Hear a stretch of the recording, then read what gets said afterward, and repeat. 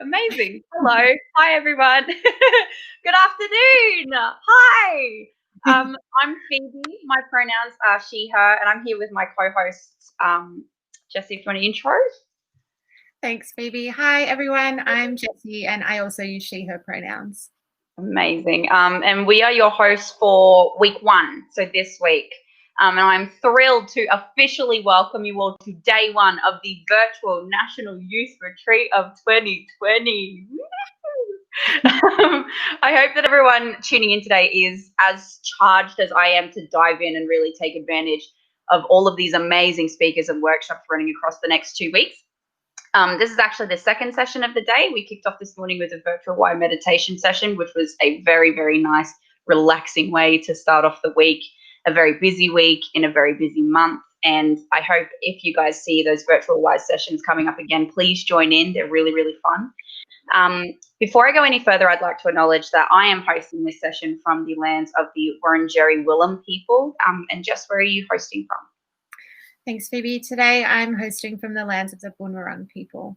Beautiful. I also acknowledge the traditional custodians of the various lands in which you all stream from today, and the Aboriginal and Torres Strait Islander people participating in this session.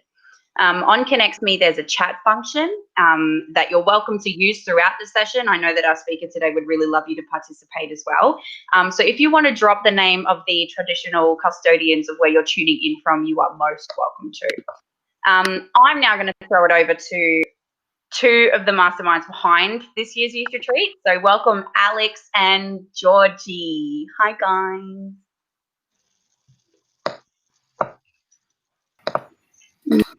Hello. Hey, how's it going? How you doing, Georgie? Yeah, good. How are you? Good. We got over the hurdle of just getting the first one up and running. Did. Yeah, so everyone, thank you for coming on to the National Youth Retreat. It's exciting. We're glad to finally be here. As 2020 has hit everyone, we had some little bumps along the way, but we took on some really great feedback from everyone, which we enjoyed the chat to as we go on. We're trying to intro a little bit to ConnectMe as well. So we use ConnectMe for the Diversity and Inclusion Summit, and we use ConnectMe as well, for the whole entire retreat. So most of the sessions will be on here. There'll be a couple workshops. If you have signed up to any of those limited capacity workshops, you'll be able to jump onto them through a Zoom link that we'll send out. Also wanted to give a big shout out to Aon. Aon are our major sponsor for the National Youth Retreat. They are legends. They're national insurance brokers, and they've definitely demonstrated their commitment to young people and supporting young people through their sponsorship of this retreat and making it possible. So be sure to check them out through the platform, and have a look at some of the great things that they get up to for young people as well. There's some live transcription that's happening over the next couple of weeks. So if anyone does require live transcription or just finds it easier to follow along, I've dropped the link in the comments, and at the start of each session, I'll drop a new link so you can jump in and follow along as we go there too. Over to you, Georgie. Yeah, massive welcome to everyone. Super excited to be here. Basically, just wanted to touch on the fact that there was some significant changes to the program. We were running a 3-day condensed program, but we heard some feedback from our young people, particularly that program in the 3 days condensed was not as accessible and as inclusive as we'd like. So we have done a 2020 pivot, and now we have all sessions running over 2 weeks, which will be great, open and free to everyone. So really excited for you to come along. Just another thing to touch on, we have house rules, which can be found under the agenda section of ConnectMe, which is basically just about making sure we create a really safe virtual space, respectful and inclusive to everyone. Have a read, definitely worth a read. And big shout out to Alana from WA, who really helped lead and bring that together. And I will handball back to Alex. But yeah, just super excited to be here. Cool. Thanks, Georgie. Before we pass back to our awesome host for the week, I just wanted to shout out that if anyone needs any help over the next couple of weeks. If you run into any technical issues, I mean, I'm running into them every day, so please reach out and I'll be happy to support. We can kind of work through things together, especially in regards to Connects Me or getting into any sessions. Also, I wanted to give a shout out to the advisory group, our intergenerational advisory group. Last year, when the National Youth Retreat was delivered by our change agents, they came together and said that this sort of stuff really needs to be informed by our young people and a diverse group of that. So we set out this year to find an intergenerational advisory group that was made up of people all across the movement. So a really quick shout out to Jess Hanley, Regan, Jasmina, Kurjan, Leon, Tanya, Terry, Alana, Phoebe, Brianna, Ali, and Jessie, as well to our champions of young people, Di, Greco, Ange, and Brent. Thank you so much. You met with Georgie and I over the last 8 to 10 weeks, pretty late at night some of the times. Also, Georgie and I came in absolutely rambling some of the sessions with a lot of info to pack into an hour. So we really appreciate your support in getting the retreat up and running. I also wanted to just shout out that if anyone wants to debrief any sessions, if you get to the end of it and there's any info that you might want to pick up on or chat through a bit further or whatever it is, you're welcome to reach out to Georgie or I at any point over the next couple of weeks. Our email lines are open. They're just literally firstname.lastname@ymca.org.au. You can send us a message on Connects Me, give us a buzz, whatever it is, we'll be happy to help. Might throw back over to Jessie and Phoebe now. Have a good week, everyone.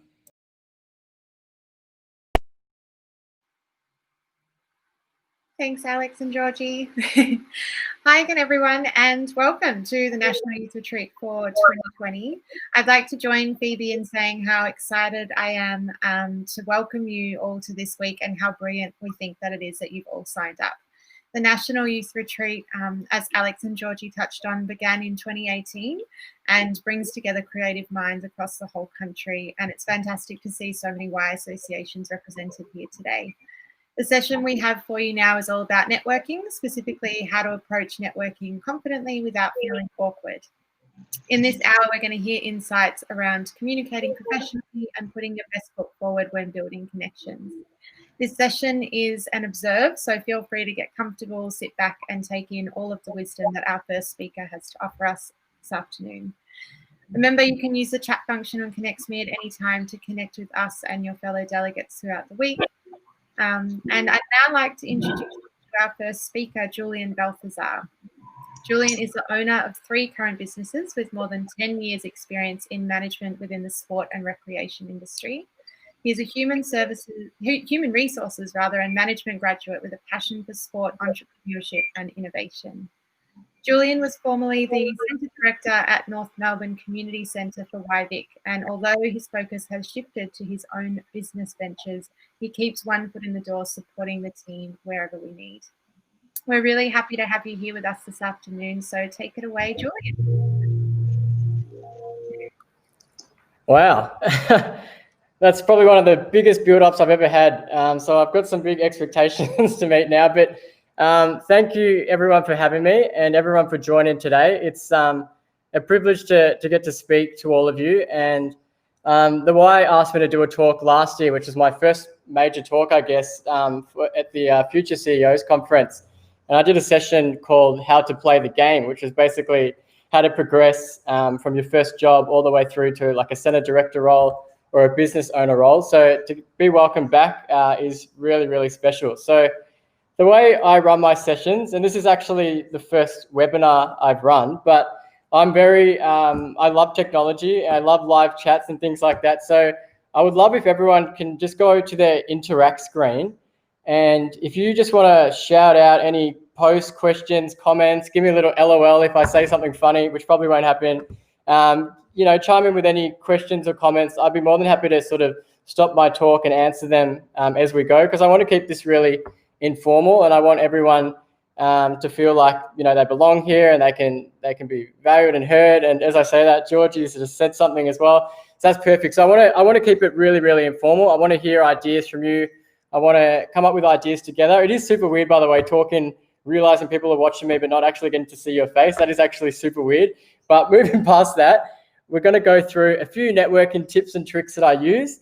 talk about, the benefits of building relationships, meeting new people, how important it is to, build connections and relationships, and how you can progress. And also we'll talk about a bit of virtual networking, other tips and tricks. And yeah, but basically to start it off, and this, I actually started off last year's session like this. And if you were at my session last year and you're here again, well, welcome back. Thanks for giving me another go.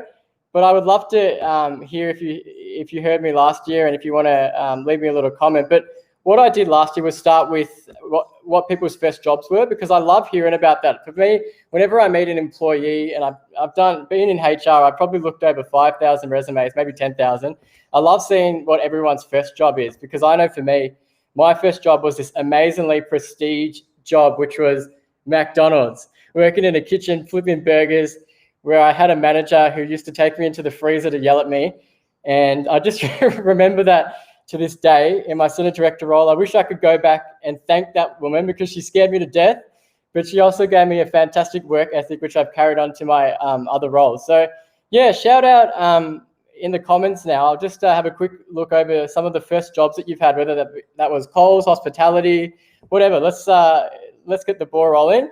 There we go. My first job was a nanny. Excellent. So working with kids. We get that all the time, actually. I've been doing resumes on the side, and I get lots of 16 and 17-year-olds saying that they're nannies or babysitters, and then I find out that they were just looking after their brother. But hey, whenever you need to get that first job, you do what you can. Basketball refereeing, wow. Gymnastics, a labourer. I absolutely love hearing about jobs like basketball referees and stuff like or hospitality, because I feel like, and jobs like dishwasher, geez, all these comments are coming through now, because you find out a lot about yourself. Like you're like a scared kid who enters the workplace. Like I was 14 years old and I had no idea how to wrap burgers, how to talk to customers. I couldn't even talk to my team. And it's funny, I'm running this session now at 29 years of age, and I know I say I'm 29 years old because I know I look very young, and I get that all the time. I still get asked for ID, and I'm not afraid to say that anymore. It happens, but when I was at my first job when I was 14, I was very shy. I still can be a bit awkward, which is so ironic that I'm running a session on networking without feeling awkward. But evidently, I do know a bit about it because I have progressed and I have done very well. So thank you for sending through some of your first jobs. That's good. I love hearing about that, and I love the participation. So keep that going. So yeah, whenever I run sessions, I love to talk about who I am, because if you're going to listen to someone talk for 20, 30, 40 minutes, maybe only 20 minutes now with the time delay, you want to know a bit about their credibility. Because if I want to take some information in from someone, I want to know that they've come from a legitimate background or that they've got actual experience. So yeah, as I said, I started when I was 14 years old and 9 months at McDonald's. And then I moved into a sports and aquatic center called NYR Sports and Aquatic Center, which was a customer service officer role. And then I progressed into a shift supervisor role. So I did learn about customer service, sports and aquatics. That's where my love for sport was combined with my profession. After that, speaking of networking, someone from GSAC moved to Bounce Inc., the trampoline place. So I was there for 2 years in a team leader role. So I was 21 years old and I managed a team of 50 staff, which was very overwhelming. And I remember I learned so much about myself then, especially at Bounce, like having to be really energetic and have a huge personality. That's kind of when my introverted traits just had to be put aside, and I was thrown in the deep end, having to do briefings for kids and adults of groups of 100 to 200 plus, with an awesome energy. And we talked about vibe and stuff like that, which I'll talk about later. From there, I got headhunted back to GSAC into a systems and innovation role. So it was kind of very technology driven. I did a bit of coding, which I taught myself. I did a lot of continuous improvement for GSAC. And then I spoke to my boss and said that I want to move into a management role. So having worked at the YMCA in the past, he recommended me for the Centre Director role at North Melbourne Community Centre. And I was fortunate enough to get that role at 26. And then from there, I decided that I wanted to go into business with my brother, my twin brother. And we had the exact same work ethic. We both worked at Macca's. We both had the same sort of, well, we look the exact same. We are the exact same, essentially. He could actually be doing this talk and you wouldn't even know. And we started our own business in the sports industry. So we own our own sports centre now out in Knox, and we have over 120 sport teams. We do birthday parties. We have a play centre. So that's our main job. Then we run an e-commerce business on the side, which we had to start because of COVID.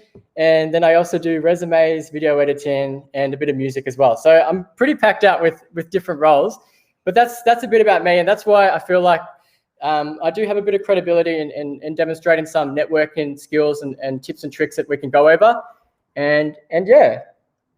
So I've got to get a little bit more about you, sports coaching, working at Big W. I love hearing all that.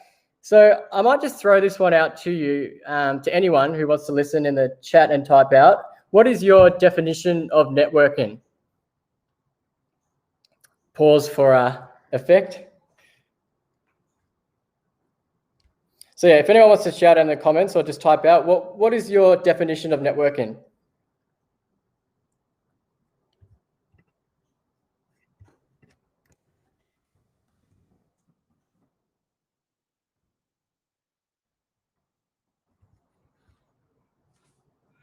Awesome. Here they come. Yeah. Yeah, nice. Cool. All right. So I'll just address the first three that came through from Sam, Ali, and Anonymous, and Maddie as well. So friends in high places, gaining contacts that will help you with your career goals. To be honest, it's hard not to see us trying to gain something out of people. Yeah, that is so true. And we'll go over that. And Maddie, establishing and building professional connections.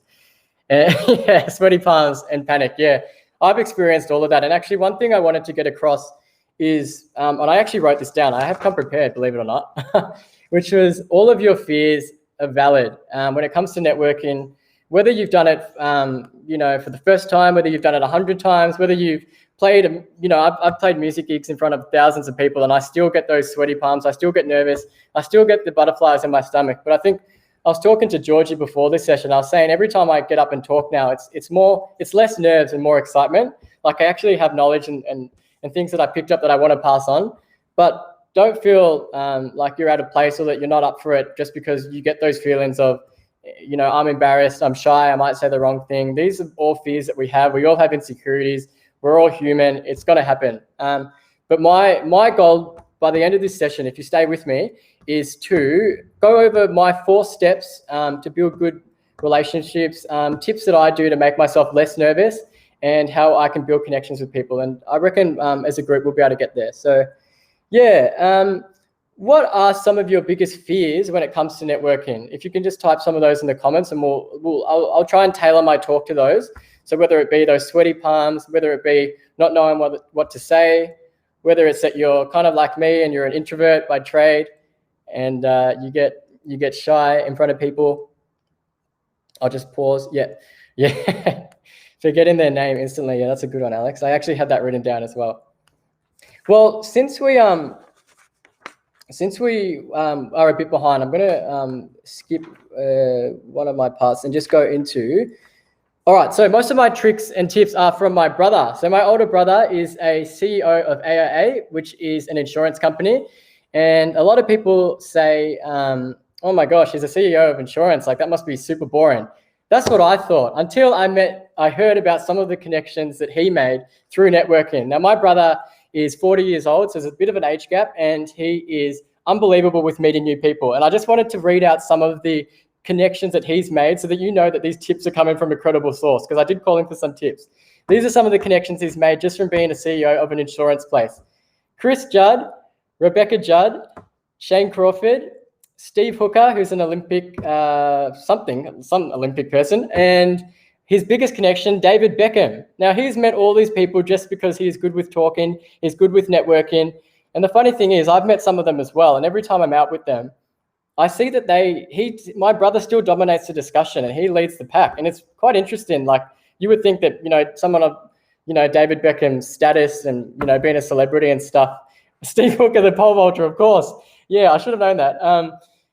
You kind of think, wow, like how is it that, they're making connections with my brother and they're actually looking up to him. But it goes to show that it doesn't really matter about the position someone's in. It's more so about the person and the attitude. And that's one of the things I wanted to get across today. I remember I went to the ARV Awards and I ran into someone from the Y, And I had a few drinks at this point, so I don't remember her name. But honestly, I remember one thing that she said to me, which was, I'm just a person. Why is everyone scared of me? And that resonated with me so much, because I feel like everyone's always so scared of people in positions of power.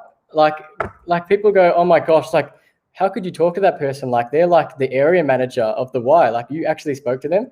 It's like, well, yeah, actually, as soon as they go home, they're just a person. They might have a family.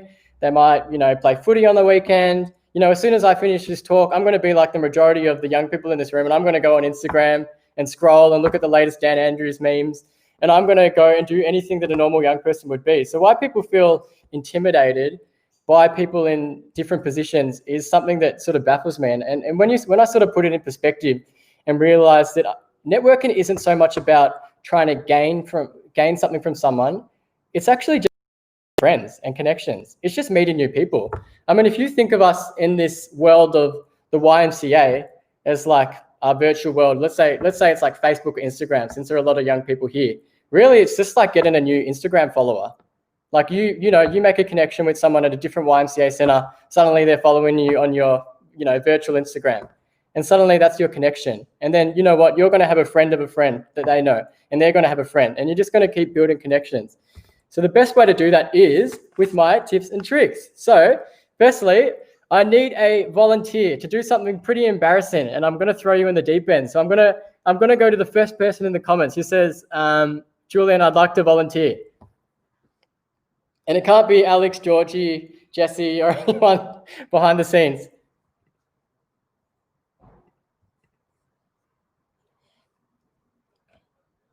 If I pause, it's just because I'm waiting for the live chat to update with our volunteer. Perfect. All right, Ali, we have a volunteer. So here's what you have to do, Ali. And it's got to be very embarrassing, and I'm going to embarrass you in front of everyone. Ali, all you have to do is nothing. You actually don't have to do anything, but you just raised my point, is that if you put your hand up and you volunteer, you're going to be noticed. Now, already Ali has got 6 likes, and that's growing. So straight away, if I was to have a role in one of my businesses, Ali is the first person that I'm looking at. I've got an unconscious bias towards her already. There might be someone sitting in the audience watching right now that's more qualified than Ali. They might be a fantastic worker, but right now I know her because she's put her hand up. And that is one of my first tips that I do. Whenever I go to a meeting or even like a social situation, I give myself like a little time limit. Like if I'm sitting in a meeting for too long without saying something, I'm not going to be heard, and I'm not going to have a good chance to, to progress or get a role that I want. Because as soon as you kind of sit back and you be like me when I was shy in high school, I just sort of sat back. I was really nervous. I never used to talk to anyone. I was sort of listening. There was things that I wanted to say. When you like want to say something, and you're sitting there and like, you feel like you want to say it and you know the answer, but you just don't want to put your hand up, or you don't want to do that. No, you can't do that, because what happens is you don't get noticed. I've seen it time and time again, and I've recruited probably over thousands of employees, and I've interviewed so many people. The quiet achievers, they are so good, and we love quiet achievers. But the thing is, the people who make connections and the people who put their hand up are the people that progress. It's just the way it is. And you've probably heard this phrase before. It's not about what you know, it's about who you know. And I actually, a part of me doesn't like that it's that way, but it is that way. So you can either sort of be mad at it, or you can embrace it. And I'm starting to come out a little bit on my shell here, because I'm getting revved up now, because, I think about all those times where, I would sit back in meetings and I wouldn't say anything for 20 minutes, but I would think like I would know all the answers to the questions, but I would just be too nervous. And then all of a sudden, when it got to the point of the manager wanting to promote someone or say, who would like to take the lead? Well, if I've just sat there quiet for 20 minutes, I really don't have a good chance to be like, you know what? I would like to lead this group of 8 people at this table, even though I haven't said anything for the last 20 minutes. Really, the group is going to naturally go towards the person who's putting their hand up like Ali did, or the person who's sort of speaking the most. Now, in saying that, we don't want anyone to over-dominate a chat. Like if you're just talking non-stop, like that also can't be good. So you need to find a balance and be able to listen to people as well.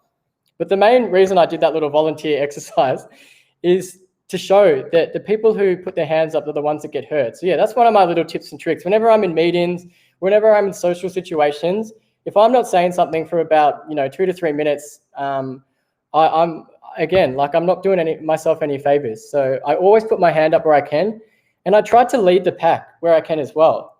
Now, when I talk about this sort of stuff, it might not be networking exactly. I mean, it can be to an extent. Like if you're ever in a networking session with the Y, and like the keynote speaker's talking and it's question time, come up with a question, because that's how you're going to get noticed. People are going to notice if you ask 1 or 2 questions. Like I said, don't over dominate, because if you're asking 6 or 7 questions, they're going to go, oh my God, who is that annoying person who just asked like 7 questions when we wanted to go home?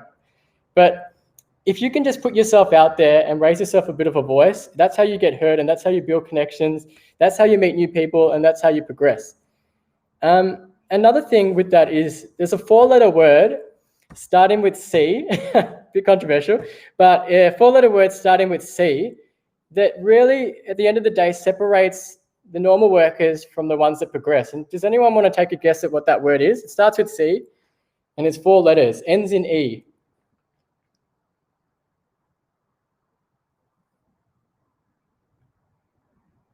Pause for effect whilst I wait for the replies. Madeline, got it on the first go. Care.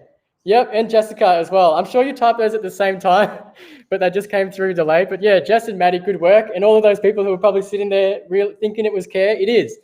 For me, this always separates a good employee from a great employee. Like you can always have good employees and young people who sort of do the job, they do it well, they come on time. But really, as a manager, and I'm talking about this from a management point of view, you can always tell the employees who care. And care will show in a few different ways. Care will show in the fact that you take the effort to go to the workplace functions. Like if there's an event for your team, you go there. Care means you stay back 5 to 10 minutes after your shift to serve a customer just because you want to stay on and help that person.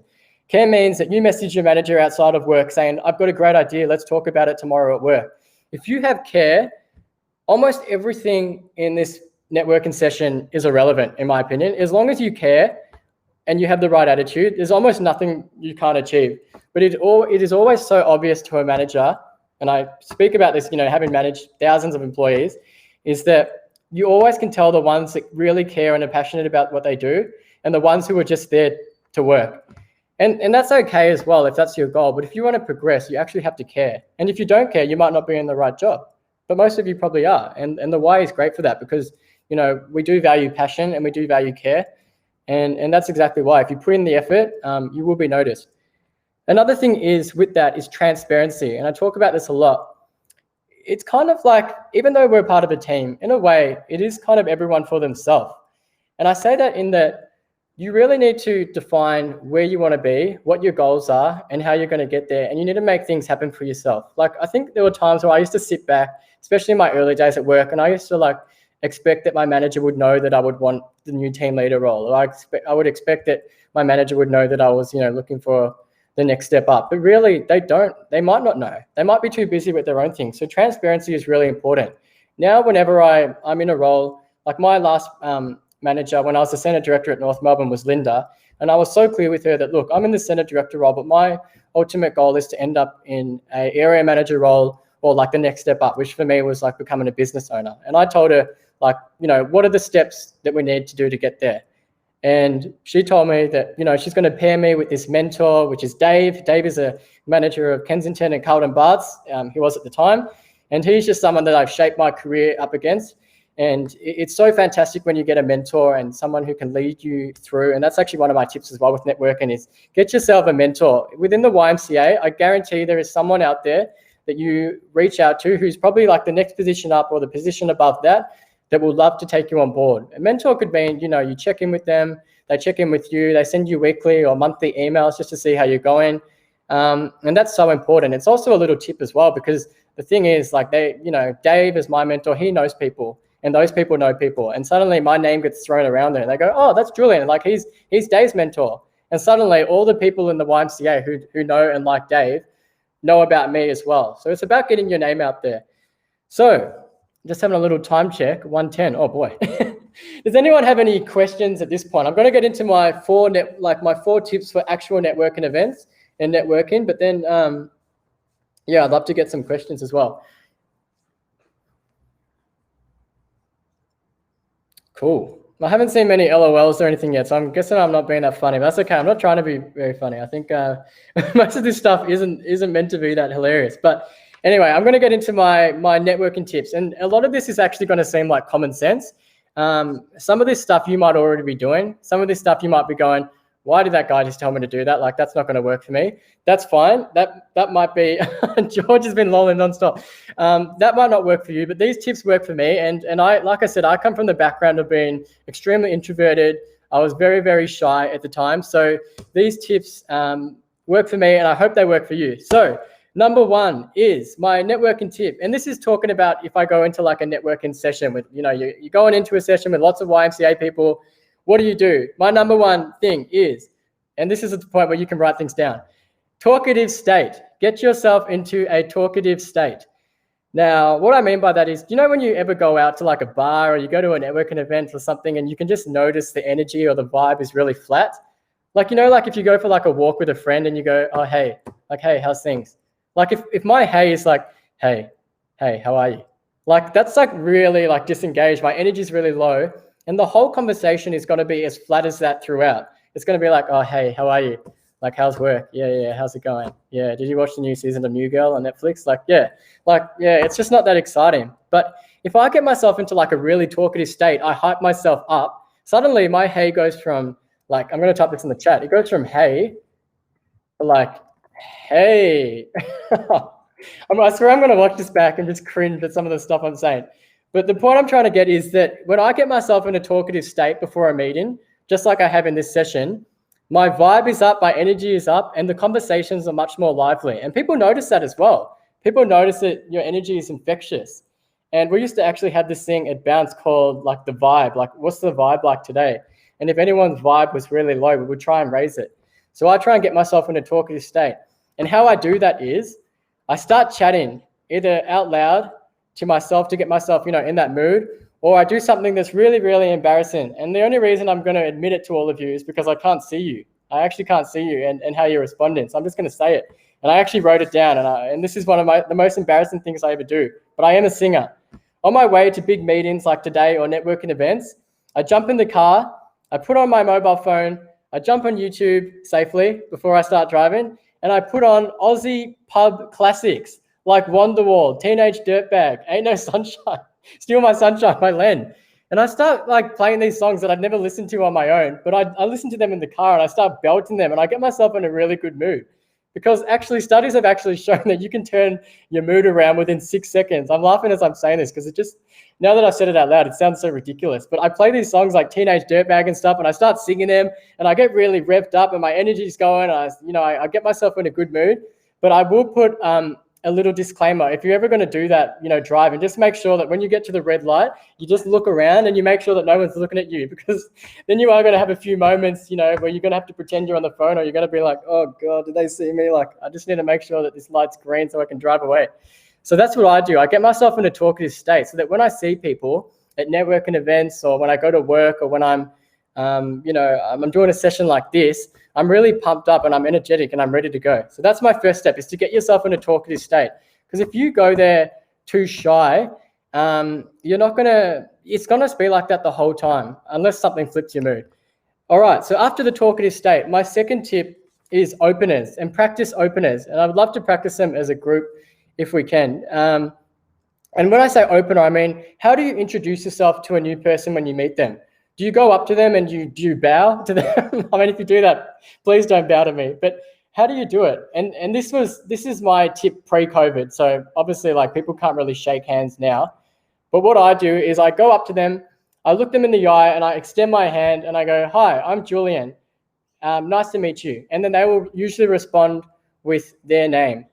And I know Alex said this before, like when he networks, he forgets names. I used to be like, I never used to remember anyone's name when I was networking, but now it's probably one of the most important things you could ever do, because I feel like one of my tips is if you can relay or repeat someone's name to them while you have conversation with them, it's going to go a really long way. So whenever I meet someone, I go, "Hi, my name's Julian, nice to meet you." And I'll go, "Oh, hi, Julian, I'm Mark." And I'll go, "Mark, fantastic, nice to meet you." So I'll replay their name to them over and over. Whenever I talk to them, I go, "So Mark, what's new in this space?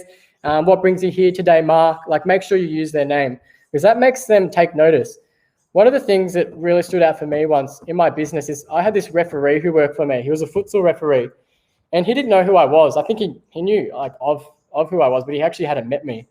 And he came up to me and he extended his hand. And I think he was probably about 17 years old, and I was 28 at the time. And he came up to me and he shook my hand and he said, "Hey, Julian, my name's James. Nice to meet you."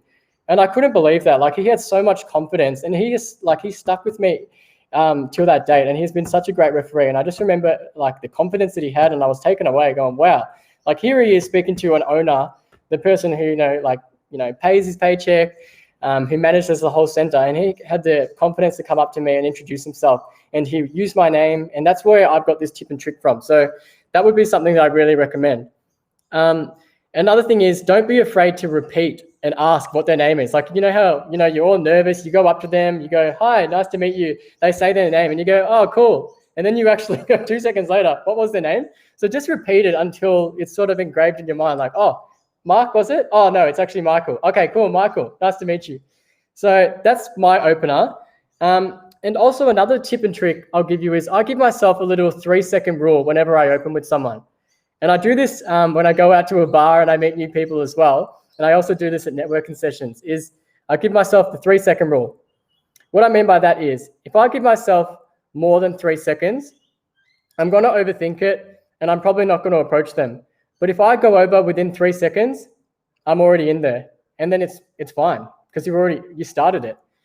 Like, like you see someone over there, like let's say you see like the CEO is standing in the networking session and you go, and you take longer than 3 seconds, you go, "Oh gosh, like, what am I going to say? That's Mrs. Morris. Like, oh gosh, like, okay, maybe I'll talk about like what I'm doing at the Y. Maybe I'll talk about our latest program." If you take that long, you're going to overthink it. You're going to get really nervous and you probably like talk yourself out of doing it. So I just give myself 3 seconds and then I'm in. Once I'm in there, it's like whatever happens from here happens. It's kind of like a gym session, like once you start it, you're already in. You might as well just finish it up. And you might have a few times where you're in conversations that are really boring, or you might run out of things to say. That's going to happen. But the only way to get better is by practicing, not avoiding. I think a lot of people do that at networking events. They go there, they stick next to their friend the whole time. They stick to their little groups within their own centers. They don't meet any people. They might chat to 1 or 2 people actually, but they don't really say much. That really doesn't really do you any favors. You need to sort of go out of your shell. And I know that's really daunting. And I wish I had a magic formula or thing to say that would just sort of make those nerves go away. But with anything, just like sport, just like music, it comes with practice. So you kind of have to throw yourself in the deep end a little bit.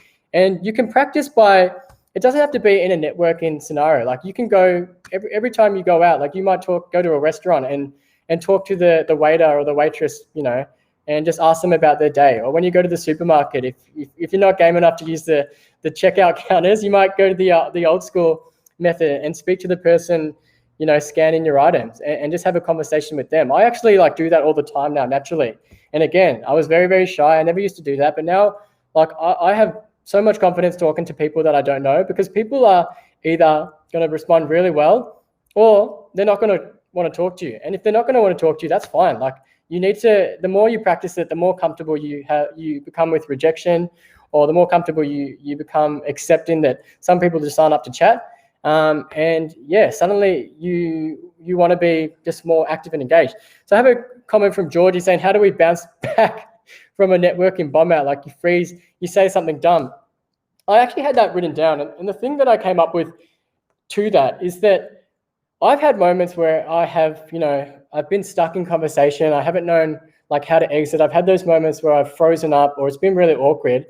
And all I can say to that is, it's not the end of the world. It's really not. Like if you have a conversation with someone that doesn't go so well, that is definitely something that you can recover from. You can follow up with that person the next time you see them. You might send them an email. You might just forget about it. You might realize that there are actually bigger things going on than the 30-second awkward silence that just occurred between you and the CEO. Like really, out of all the things that happen in life, I don't think that's going to be really high up their priority list. But I think in our minds, it's like the spotlight effect, which we think like everything is just like, I don't know, like times by like 1,000. We think, oh my gosh, like I shouldn't have said that. When really, like in all honesty, like as someone like in a position of a business owner, I can tell you like we don't really care.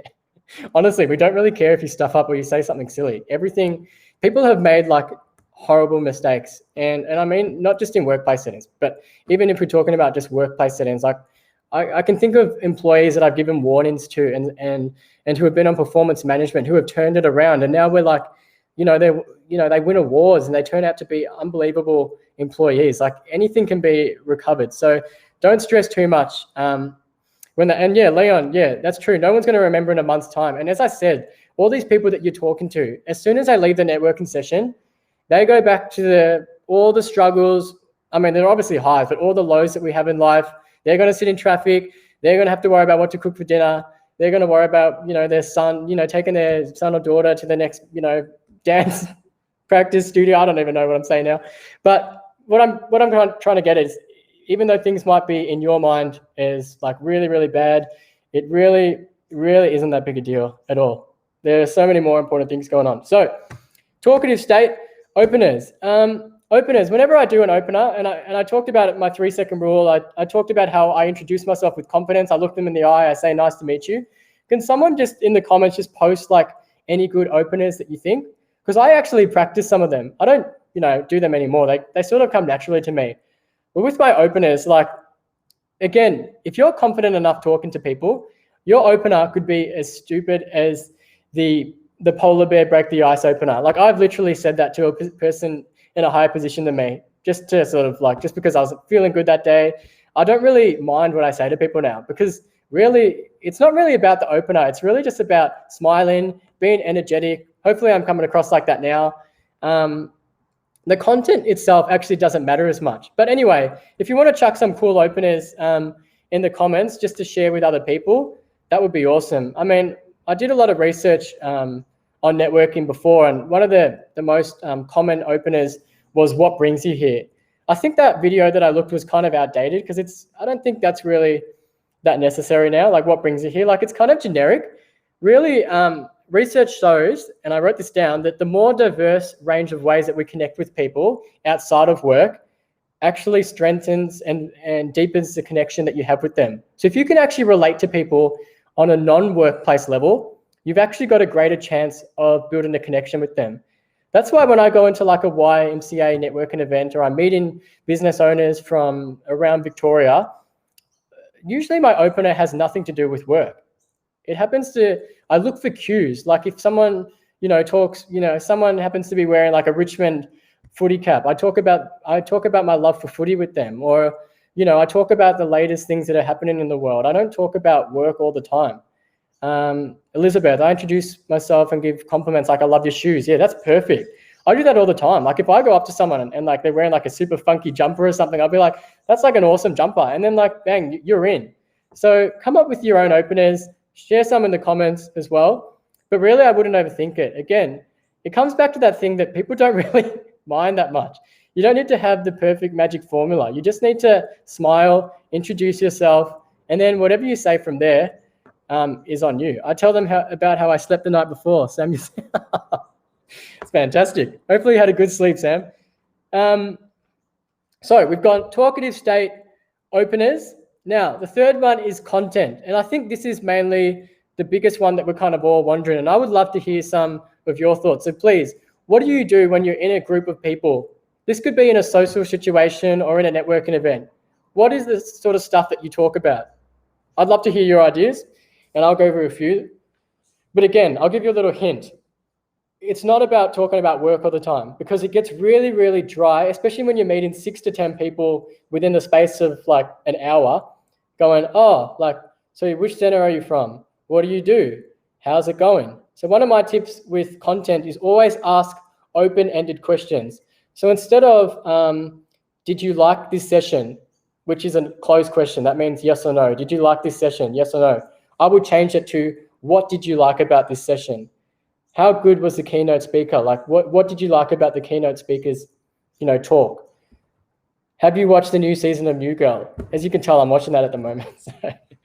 Talk about how the footy season is going. Yes, I mean, gosh, we have got like one of the most biggest talking points at the moment, which is COVID. Hopefully, like, we don't need to talk about anymore. But I would open with something like, oh, it feels so good to be able to talk to someone without a mask. Hi, I'm Julian. Like, what's your name? You know, how was your lockdown? Like, what did you do with your time? You know, and then bang, you start building the connection. Now, the best advice I can give you about the content and being, you know, thinking about what to say when you're in an interaction with someone is something I actually looked up on YouTube a couple of years ago. Because I like to upskill myself by watching YouTube videos on ×2 speed, so I can take in double the amount of content. And it's actually from some credible sources as well. And one of the tips that they gave was probably something that is so obvious, and it is common sense, but for introverts and people who weren't that good at, you know, conversing with people, this was really such a standout for me. And it was 2 words, which I'm going to type in the chat. Be present in the convo. I can't believe how simple that was, but when I thought about it, when I looked into it, I thought about all these combos I've had, whether it be in social situations or not, is that how many times are you in a conversation and you're not really there? Like, you're in the conversation, but your mind is racing. You're thinking, what do I say next? Who's looking at me? Like, your eyes are darting all around the room. You know, you're getting really nervous. You're not actually enjoying the convo for what it is. But then I thought about all those times where I speak to close friends of mine, my best friends, people I know really well.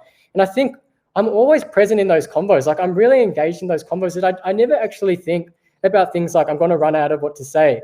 I don't actually acknowledge the silences, because the silences aren't awkward. It's so weird. Like, I could go 30 seconds like to a minute of silence with my best friends and it wouldn't be awkward.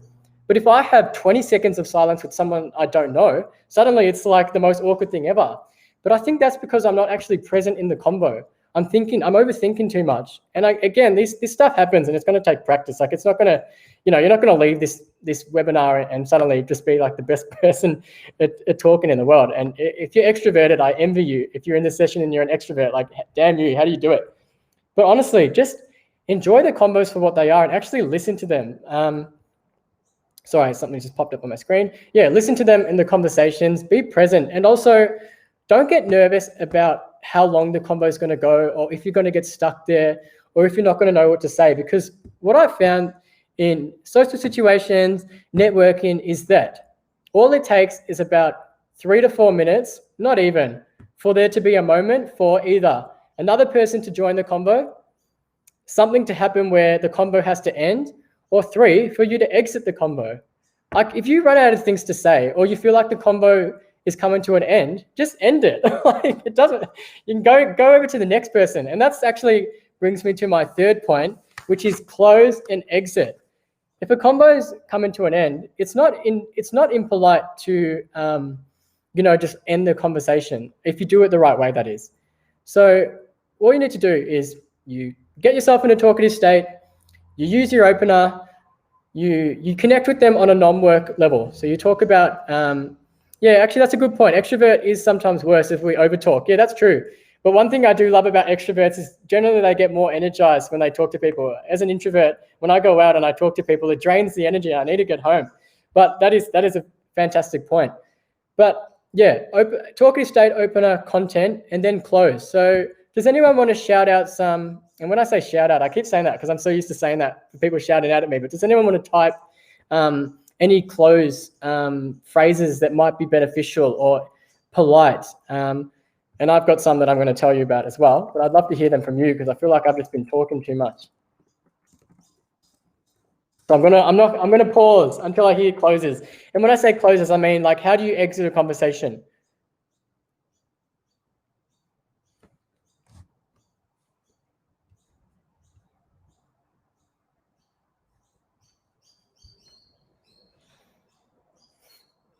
Catch you next time. Nice, Alex. That is a close. Yep, that is a way to exit a combo.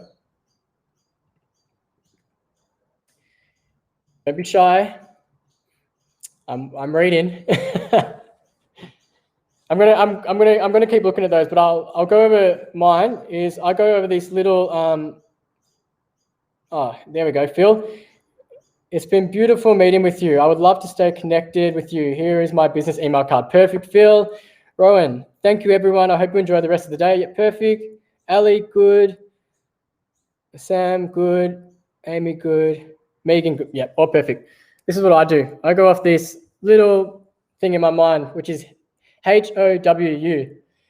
The H stands for hey, the O stands for okay, the W stands for well, and the U stands for unfortunately. So H, hey. So hey, it's been lovely chatting, but I need to catch Linda on my way out. But hey, here's my business card. So that's the H. O. Okay, well, I need to get back to this email that is just, I need to finish it off, but it's been lovely speaking to you. W, well, it's been great speaking to you, but I need to get back to you. And U, unfortunately, I'm in a bit of a rush, so I need to exit the convo. So that's mine. So HOWU.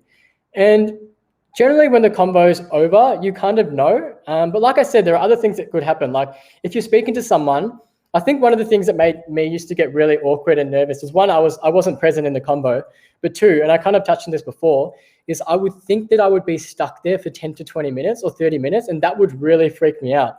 But once I overcame that fear, or more so just understanding that someone else will come into the convo, the presenter will be like, guys, we need to wrap this up, and then suddenly like you both turn your attention somewhere else, or that knowing that I can confidently exit a convo at any point, the fear of talking to people has just completely gone away now. And that's when the content part just becomes super, super easy. So that's why I would advise you, as much as you practice your openers, I would advise you to practice your closers as well. Because really, it becomes really natural. It's like, okay, well, mate, like this has been fantastic speaking to you, but I've really got to get back to this email. But hey, can I grab you a business card and can I send you an email like next week? Yep. Cool. Awesome. Sweet. Cool. Now I'm talking to myself, but I promise you it's a lot more effective when someone else is relaying what you're saying. And so those are my 4 tips. So talkative state, openers, content, and close. Hopefully, I'm going to try and wrap this up because I know we're going over time, but hopefully those give you a few tips and tricks, and I'm happy to expand on all of those. I did have a bit more on each of them, but I'm trying to condense this. But I've also got a little note here. When all else fails, if you don't enjoy networking, don't worry. Because to be honest, like as much as I enjoy talking to people, I'm actually not a huge fan of going to big networking events, to be honest. Like I would much rather just meet people informally, like when they come to the business and we meet one-on-one, like that is still networking. I guess I'm talking about networking in regards to those YMCA network conferences or the traditional networking events that you might see. But when all this fails, don't worry, like put the pressure off yourself. Like you don't actually have to be an amazing networker to go far. I don't want to contradict myself because I know I said earlier, like it's about who you know. Like, yes, building connections is important, but it's not absolutely 100% vital to build your connections through like networking events. There are other ways to do it as well. And that is by doing a good job, getting your name out there, getting featured. And another way, which is really, really important, is by virtual networking, which is probably my biggest strength when it comes to building connections with people. So if I talk about virtual networking, I'm talking about emails. And this is a good chance to come out of your shell. A lot of people feel safer behind a screen. You probably notice like whenever I banter with people, and I banter with people in high positions, I have banter with people, in frontline positions. It doesn't matter what position. I think that everyone, especially in the Y, has a sense of humor. And I always try and throw in like a cheeky line in my emails or something that just sort of teases or pokes fun at other centers or builds up a bit of banter. Like even my area manager, Linda, even though she, Dave, who my mentor was her direct report, she was his direct report, they would tease each other. There would be banter, like we would have friendly competition between the centers. And that's what really like builds up your name, gets you involved. If you send emails rewarding other centers, being like, hey, Carlton Baths, I saw the new initiative you're doing. Like, that's awesome. Like, keep up the good work. Like, that's like, they see my name. They know I'm involved. It comes back to that care word. Like, they can see that I care. But again, all those, people who don't do that sort of stuff, we don't know who you are. Like, you might be doing a good job and your manager might mention your name from time to time. But the only way to actually build your own portfolio, and like I said, it's every person for themselves, is to actually get your name out there. And that's by sending emails. And I think last year I actually did a PowerPoint slide where I showed email examples from people around the organization. And these are some things that people might have done without even knowing. Like me, like I said, I chuck in little cheeky lines here and there. Like if someone uses a fancy word in an email, like I'll call them out on it and be like, which thesaurus did you use for that? Like for that word, like, wow, fancy word. I'll always chuck in something funny. Funny in my mind. I don't know if it's actually funny. And ironically enough, in my presentation last year, I showed an email from Alex. And I said, now this is a great example of someone who's getting his name out there and he's putting himself in a perfect position to progress. I kid you not, I said that. And to no surprise, Alex messaged me, saying, I want you to do this talk. I'm in a new position with the Y.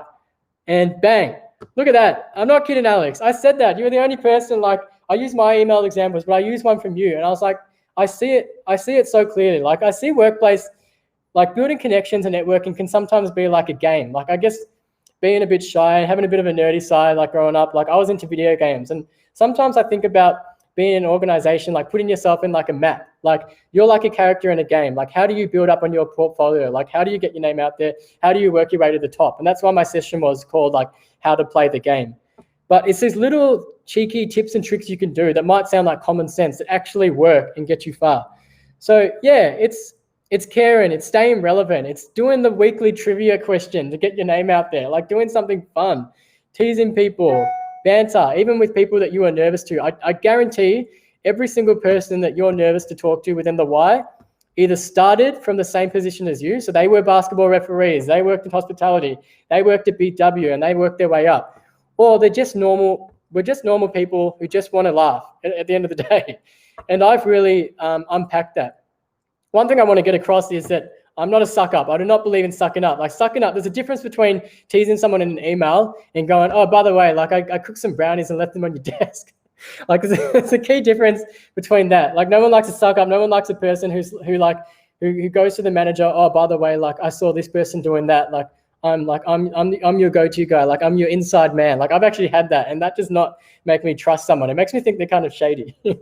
So we don't want that. All I'm talking about is just caring enough to send the emails that are outside of work, outside of work discussions, add in the cheeky line, showing people that you have a personality. Because what happens is people go, oh my gosh, you're Alex, you're the guy who runs the weekly trivia questions. You're the guy who does the footy tipping comp.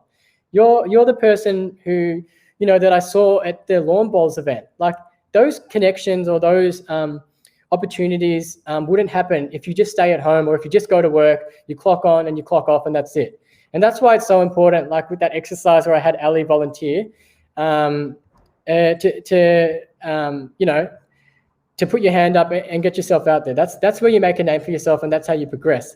And if you combine that with the transparency of telling people where you want to go and how you want to get there, that will also help you as well. So I think we're just about ready to wrap up. I've got final tips and tricks, which are get yourself a mentor. Like I said, think about progression in terms of a chessboard, especially within the Y, because it's like a chessboard. As soon as one piece moves, all the pieces move together.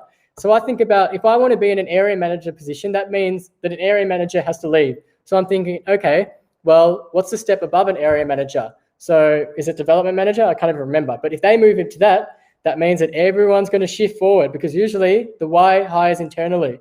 So everyone's going to move. So think about, your progression in terms of a chessboard, if you want to think of it in a fun way.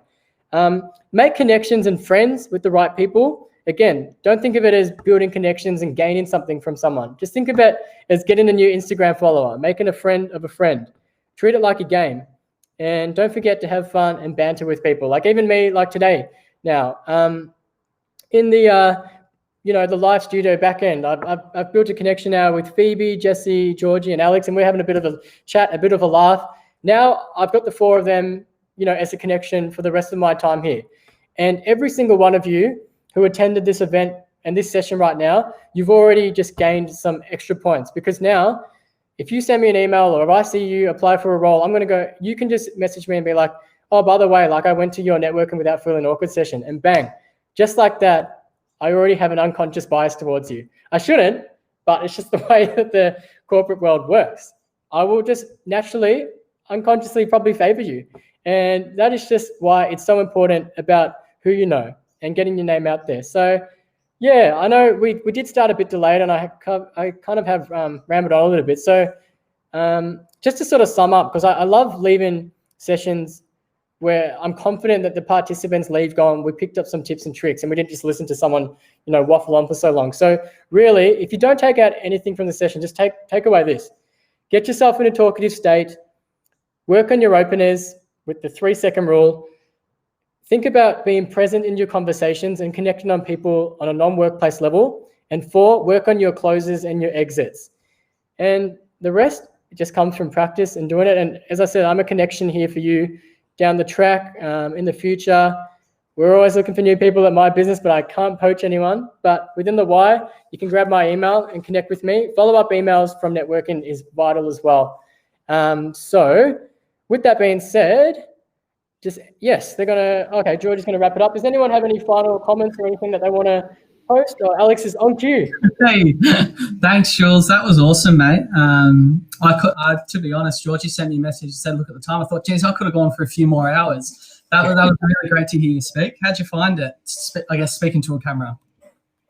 It is a bit weird, actually, but it's it's good, and I'm glad that people were participating, and yeah, it's cool. I'm gonna read that thread a bit more thoroughly when I exit this, but yeah, build some new connections, and that's awesome. Yeah, awesome. And look, we'll jump on the line with you after, and we'll take anything you kind of wanted to add in that you didn't get to touch on, and we'll wrap up with everyone that's watching today in an email. So be sure to kind of capture anything that we didn't get throughout the session. Fantastic. Beautiful. All right, perfect. Cool. Well, look, thanks for tuning in, everyone, for our first session. Hopefully you enjoyed it. You know, there was some really good engagement in the chat, which was awesome to see. Our next session back is tomorrow, 12:30. We've got a Q&A with Melinda Kroll. Mel is our National CEO of YMCA Australia. I'll be jumping on with Mel to go through some questions. It will be very stripped back and unfiltered. We've got some hard-hitting ones. We've got some ones as well, so we can unpack who Mel is outside the Y as well, which is really exciting. We've also got a couple sessions over the next couple of weeks that are limited capacity workshops. We've got one on Wednesday evening with UN Youth Australia. There's only one spot left, so if you're under 30, you haven't got it yet, jump online, register for it. That, for me, is one of the absolute highlights of the next couple of weeks. So please make sure you get your spot in time. If you can't attend anymore, flick us an email. We'll take you off the list and get someone else in that's still available to get along. Thanks, everyone. We'll catch you tomorrow.